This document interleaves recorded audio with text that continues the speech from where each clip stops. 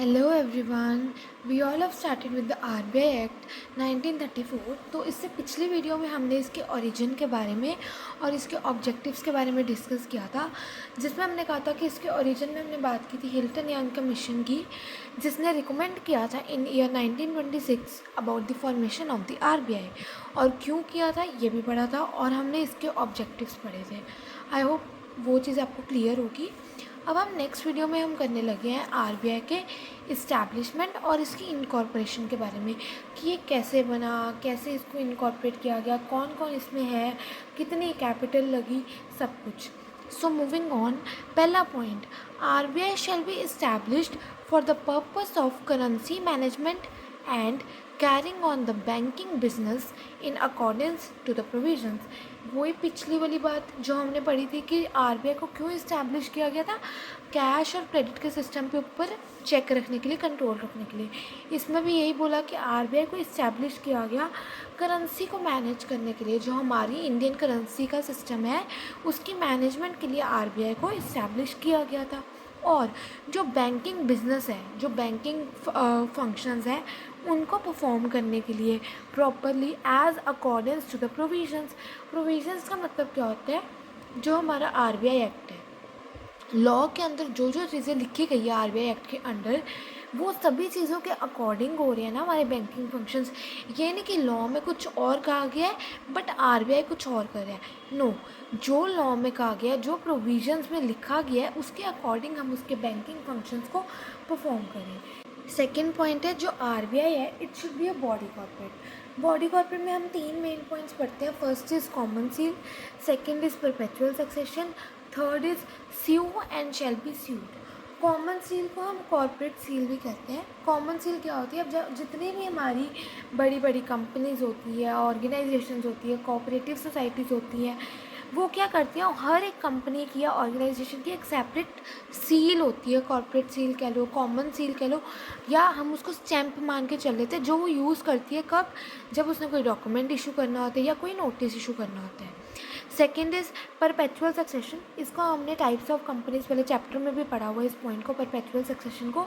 इसमें क्या होता है कि अगर कोई ऑर्गेनाइजेशन है उसमें कितने लोग काम करते हैं, लोग आते हैं, लोग जाते हैं, कोई इंसॉल्वेंट हो गया, कोई बैंकरप्ट हो गया, किसी की डेथ हो गई, तो इससे ये तो नहीं ना होता कि अगर एक पर्सन इंसॉल्वेंट हो गया या एक पर्सन की डेथ हो गई तो पूरी ऑर्गेनाइजेशन काम करना छोड़ देती है। नहीं, ऑर्गेनाइजेशन अपने फंक्शंस को परफॉर्म करती रहती है। इसको हम कहते हैं परपेचुअल सक्सेशन।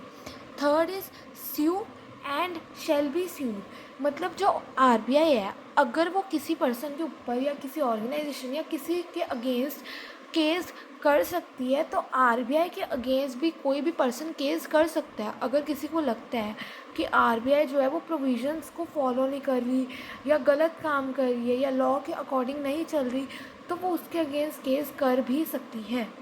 अब थर्ड पॉइंट इज़ कि आरबीआई में कैपिटल कितनी लगी है। टोटल कैपिटल आरबीआई में अभी तक जितनी लगी है दैट इज़ 5 करोड़। जब बनाया था, इसको इनकॉर्पोरेट किया गया था, उस टाइम पे कितनी कैपिटल लगी थी, ₹5 crore. Fourth point is RBI के ऑफिसेज, ब्रांचेज और एजेंसीज। अब आरबीआई के जो ऑफिसेज हैं वो इंडिया में 4 जगहों पर है मेन, जिसके हेड ऑफिस हम कह सकते हैं, दैट्स बॉम्बे, मद्रास, कलकत्ता एंड दिल्ली। ये इसके ऑफिसेज हो गए। और talking about the branches and agencies, इसकी ब्रांच और एजेंसीज कहाँ पे है, in the places with the previous sanctions of central government. जहाँ पे सेंट्रल गवर्नमेंट की पिछली कोई ब्रांचेज है या पिछली कोई भी जगह है जहाँ पे कोई बैंकिंग फंक्शंस को परफॉर्म किया जाता था या कोई भी गवर्नमेंट का फंक्शन परफॉर्म किया जाता था, वहाँ पे इसके ब्रांचेज और एजेंसीज को इस्टेब्लिश किया गया है। I hope this point should be clear to you all. इसके बाद हम करने लगे हैं अब आरबीआई के सेंट्रल बोर्ड ऑफ डायरेक्टर्स के बारे में बात। अब कोई भी ऑर्गेनाइजेशन है, कोई कंपनी है, कोई इंस्टीट्यूशन है, उसमें बोर्ड ऑफ डायरेक्टर्स होते हैं जिसमें मेंबर्स होते हैं जो मीटिंग्स में बैठते हैं। तो आरबीआई के सेंट्रल बोर्ड ऑफ डायरेक्टर में कौन कौन है, इसके बारे में हम बात करते हैं। तो पहले नंबर पे आता है कि जो सेंट्रल बोर्ड ऑफ डायरेक्टर्स है उसमें एक गवर्नर है और 4 डेप्यूटी गवर्नर्स हैं। मतलब 4 से ज़्यादा डेप्यूटी गवर्नर्स नहीं होने चाहिए।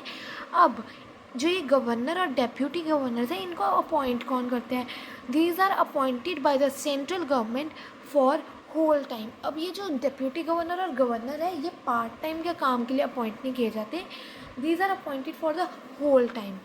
सेकेंड इज जो ये गवर्नर और डिप्यूटी गवर्नर है, अब इनको जो इनके सैलरीज मिलती है, अलाउंसेस मिलती हैं, ये रिसीव कौन देता है इनको? ये इनकी सेंट्रल बोर्ड देती है।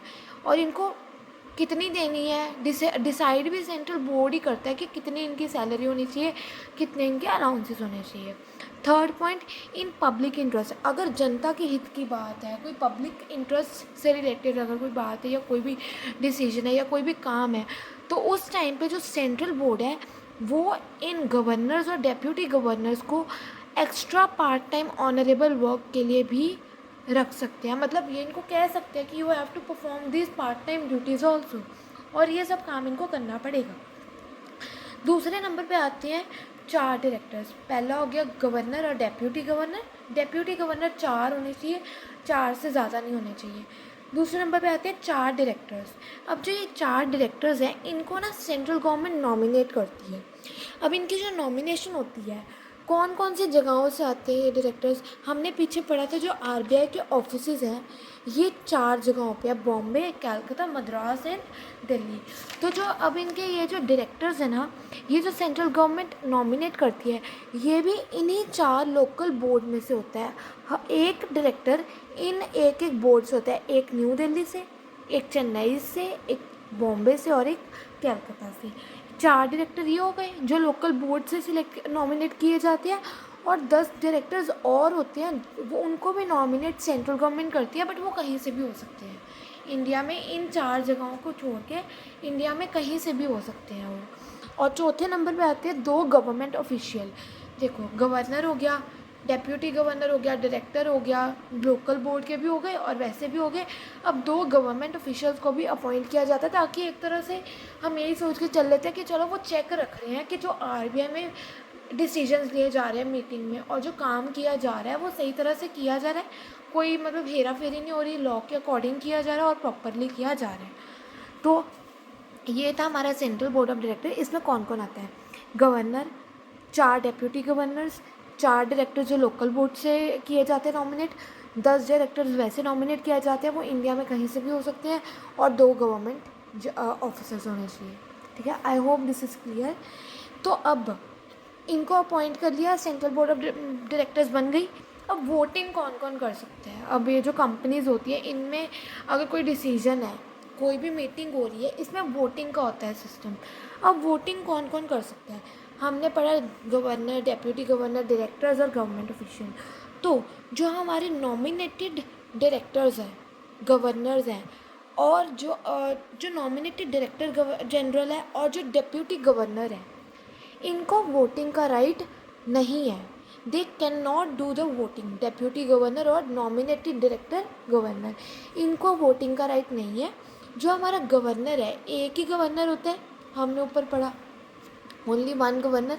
ये जो एक गवर्नर है इसको वोटिंग का राइट दिया गया है, he is entitled to do the voting. But अगर किसी केस में कोई मीटिंग हो रही है, फॉर एग्जांपल कंपनी में कोई मीटिंग रखी गई, बट जो गवर्नर है ना वो इस मीटिंग में आ नहीं पाया किसी इमरजेंसी के कारण, या कोई उसको काम वगैरह पड़ गया, तो उस टाइम पे क्या है, जो गवर्नर है ना, अगर उसका मन करे तो वो इन डेप्यूटी गवर्नर्स को कह सकता है कि तुम मेरे बिहाफ पे ना लिख के दे दो जो मेरा डिसीजन है इस मीटिंग को लेके।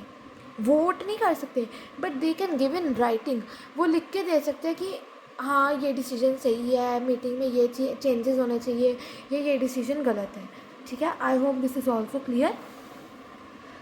इसके आगे हमने अब करना है, अब जैसे हमने पढ़ा कि central board of directors appoint हो गई, अब कितने टाइम के लिए इनको अपॉइंट किया जाता है, मतलब टाइम पीरियड भी होता है हर एक चीज़ का, कि टर्म ऑफ ऑफिस कितना है, कितने टाइम के लिए गवर्नर है, कितने टाइम के लिए डेप्यूटी गवर्नर और कितने टाइम के लिए नॉमिनेटेड डायरेक्टर्स हैं। Talking about the governors and the deputy governor, जो गवर्नर और डेप्यूटी गवर्नर है इनको हम 5 साल के लिए तो रखते ही हैं, ये 5 साल के लिए तो ऑफिस में काम करेंगे ही। 5 साल से ज़्यादा नहीं। बट हम इनको जब 5 साल का टेन्योर कंप्लीट हो जाता है, मान लो 5 साल कंप्लीट हो गए किसी एक्स पर्सन के, जो एक्स है वो गवर्नर है, उसके 5 साल कंप्लीट हो गए, बट जो सेंट्रल बोर्ड है ना वो इस एक्स पर्सन को रीअपॉइंट भी कर सकती है अगर वो काम करना चाहे तो, ठीक है, रीअपॉइंट कर सकती है। बट जो रीअपॉइंटमेंट होती है ना वो सिर्फ 2 साल के लिए हो सकती है, या मैक्सिमम 2 से 3 साल के लिए वो रीअपॉइंट किया जा सकता है दोबारा। अब ये हम बात करते हैं नॉमिनेटेड डायरेक्टर्स की। नॉमिनेटेड डायरेक्टर जो सेंट्रल गवर्नमेंट नॉमिनेट करती है अलग अलग जगहों से। तो जो नॉमिनेटेड डायरेक्टर है वो ऑफिस में 4 साल तक के लिए रह सकता है, 4 साल तक वो काम कर सकता है, और वो भी एलिजिबल है रीअपॉइंटमेंट के लिए। 4 साल कंप्लीट होने के बाद हम उस डायरेक्टर को रीअपॉइंट कर सकते हैं। अब ऑन अ मतलब रीअपॉइंट हो गए, बट इसकी भी एक कंडीशन है। मान लो कि कोई पर्सन एक्स है, वो गवर्नर था कंपनी का, किसी ऑर्गेनाइजेशन का, उसके 5 साल कंप्लीट हो गए, हमने उसको रीअपॉइंट कर लिया। हमने जब उसको एक बार रीअपॉइंट कर लिया ना, तो उसके बाद जब उसका टेन्योर कंप्लीट हो जाएगा रीअपॉइंटमेंट का, फिर वो उसके बाद हम उसको दोबारा रीअपॉइंट नहीं कर सकते हैं। मतलब एक पर्सन 2 बार ही अपॉइंट किया जा सकता है, एक बार तो जब उसका 5 साल का टेन्योर था पूरा तब, और एक बार जब हमने उसको रीअपॉइंट कर दिया तब। I hope this is also clear.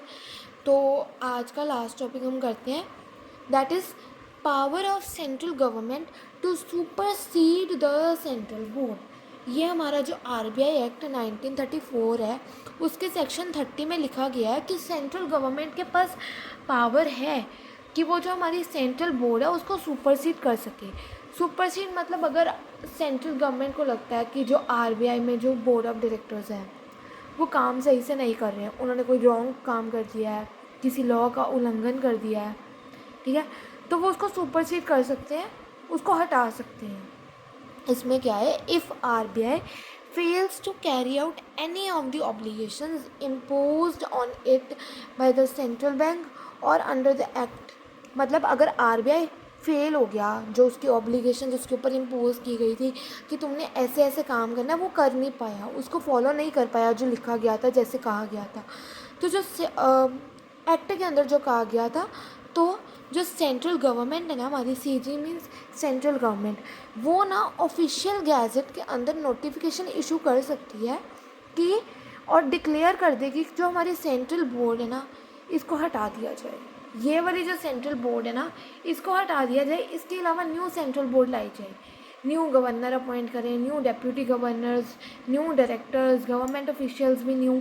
मतलब कि सेंट्रल गवर्नमेंट के पास ये पावर है कि अगर उसको लगता है कि सेंट्रल बोर्ड काम सही से नहीं कर रही तो वो उसको हटा सकती है। अब फॉर एग्ज़ाम्पल सेंट्रल गवर्नमेंट ने सेंट्रल बोर्ड को सुपरसीड कर दिया, तो अब सोचने वाली बात है कि अब जिस दिन उसने उसको हटाया उसके अगले दिन ही न्यू सेंट्रल बोर्ड तो नहीं ना आ जाएगी, board of directors new meeting तो आ नहीं जाएगी, तो उतने टाइम के लिए फिर सेंट्रल गवर्नमेंट जो है वो खुद आरबीआई के जो फंक्शंस है उसको परफॉर्म करती है। सो ये हमने आज का टॉपिक किया है इस्टेब्लिशमेंट और इनकॉर्पोरेशन वाला, ठीक है। इसके बाद हमने किया इसके सेंट्रल बोर्ड ऑफ डायरेक्टर्स के बारे में हमने बात की है, इसके बाद हमने इसके वोटिंग राइट्स के बारे में बात की थी, एंड इसके कितने कितने टाइम पीरियड के लिए ये अपॉइंट किए जाते हैं, and power of central government to supersede the central board. I hope all these topics are clear to you, ठीक है। इसके बाद हम 2 वीडियोज़ में ये चैप्टर कंप्लीट कर लेंगे। इसके रिगार्डिंग आपको कोई भी डाउट है, एनी डाउट और एनी क्वेरी, तो आप कमेंट बॉक्स में ज़रूर डालना। और इसके जो नोट्स है इसकी पीडीएफ लास्ट जो हमारा इस एक्ट का लेक्चर आएगा, इस एक्ट का, इस पर्टिकुलर एक्ट का जो लास्ट लेक्चर होगा उसके अंदर इस पूरे एक्ट की नोट्स की पीडीएफ मैं डाल दूँगी। और बाकी तब तक आप इसको रिवाइज दोबारा करते रहना, बिकॉज रिवीजन करते रहेंगे तो ये हमें याद रहेंगे सारे पॉइंट्स। और see you in the next video, तब तक के लिए take care, goodbye, love you all.